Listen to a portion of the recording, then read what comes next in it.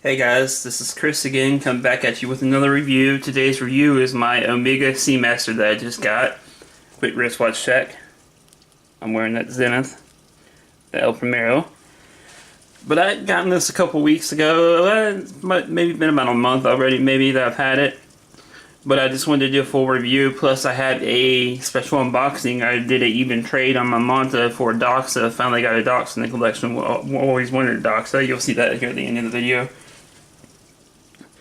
But this watch is the Omega Seamaster. This is the SMPC, the 300. This is the non-wave iteration. I went with the non-wave iteration because I feel like it's more versatile. And I love the old Bond watch. I grew up with Pierce Brosnan as, as my Bond, and GoldenEye, Tomorrow Never Dies. I remember seeing the laser on the watch, always wanting that watch ever since I was a kid, since I was like 10, 11, so I finally got this watch. But like I said, I went with the non-wave version because I figured this is a little more versatile. This watch is definitely overbuilt, and if I were to recommend a entry level into the luxury market over this or the Breitling or Tudor, I can't say personally for the Breitling because I was considered a Breitling, but I feel like this is the best bang per buck right now out there. You can pick these up new, pretty decent. I think they retail for around $4,300. But you can count on getting a discount on these right now because the 2018 has the wave dial, and the differences between this one and the 2018 model is the size. This comes in at 41 millimeters with 20 millimeter lugs, and you can see it's got the Omega logo down there. The wave dial comes in; it's a little bit bigger at 42, so it might wear a little bit heftier. You can see it's got this clean dial here. It's got like a lacquered like navy dial, and the finishing on this dial is really killer. You got to see it in person. Like I said, these are definitely overbuilt. They've got the helium escape valve that no one will probably ever use here at the 10 o'clock. Still kind of cool. It's got the ceramic bezel. And I don't get what everybody's saying about the bezel play. I think the bezel play is actually pretty good on these. But I guess when they're comparing them, everybody compares them to Rolex or whatever, so I can see that. You see it's got the screw down crown here at the 3 o'clock, the date window here at the 3 o'clock, and I usually don't like a date window, but it is definitely, it's done right. There on the back, the case back, you can see the infamous seahorse for the Seamaster there. And these are water resistant to, I believe, 1,000 feet. This is the coaxial version, of course. Like I said, I chose this because I figured it would be more versatile, kind of an everyday watch. And honestly, I know I said that about the Zen, but I think this could almost be like if you want one luxury entry-level piece and you just want one watch, this could almost be the perfect watch. This or the black dial. Black dial may be a little bit more versatile, but I kind of prefer blue. Kind of pops out at you personally. That's just personal preference on my choice. But you see it's got the Omega symbol here at the 12 o'clock.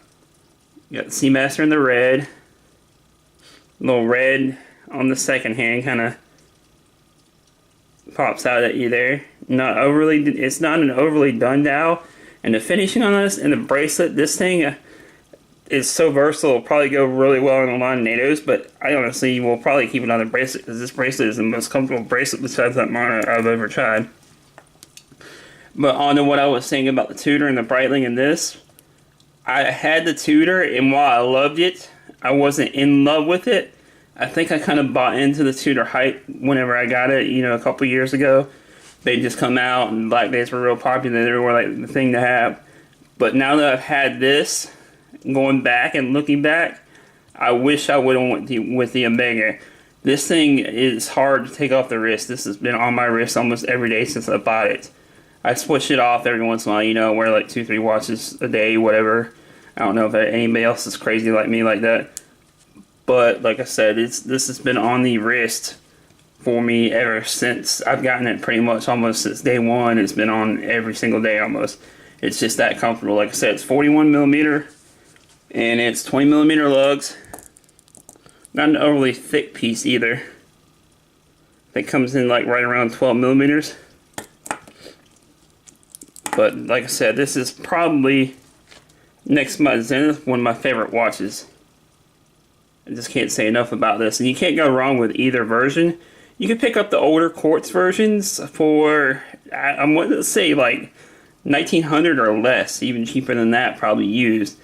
Check out, you know, eBay, Chrono24 and all that. Look around, check out the prices. But like I said, this over the wave dial, that wave dial is awesome to me, but like I said, it's just kind of too flashy. I'm not a big flashy type of guy, so that's why I chose this. And this is kind of under the radar piece, like the Zenith. A lot of people won't know what it is unless they go, you know, look up close and see that it's all Omega, and they start asking questions. But like I said, this is probably one of the best bang for bucks. You can expect a discount of at least 10% from the 80. Now, of course, bought this from my 80 that I usually do the reviews from, the one that's in the Ball Pond and all that. ECJ Lux over at Charlotte. DiamondsDirect.com. Pretty killer place to deal with. But, yeah, like I said, let me do a quick wristwatch check. Let me take off this.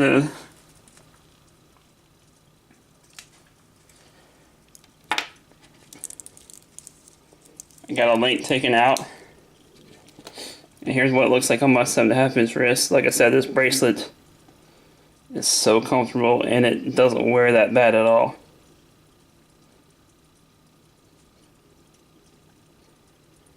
Really does not wear that bad at all. Alright guys, this has been the review on the Seamaster. Look for a long-term, more in-depth review coming up. But I just wanted to review this because I know I hadn't gotten to it yet. Just been busy with other reviews and everything. And I apologize about the noise outside. It's kind of rainy day, so if you hear that, that's what that is. And I'm about to unbox my Doxa I just got. Let me grab it real quick. As you can see, the Doxa box.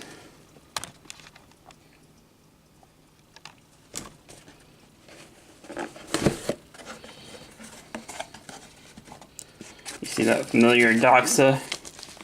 Almost like a scuba tank kind of deal.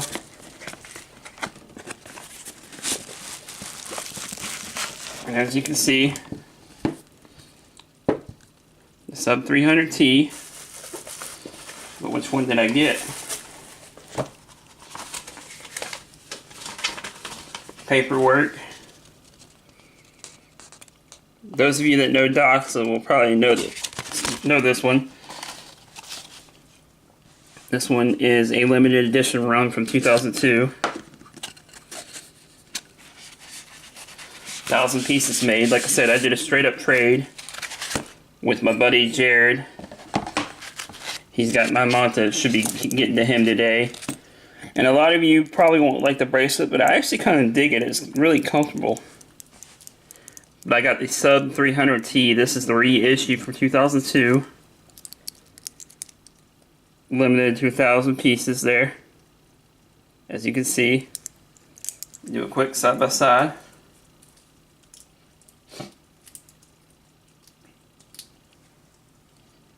So that band is actually pretty comfortable.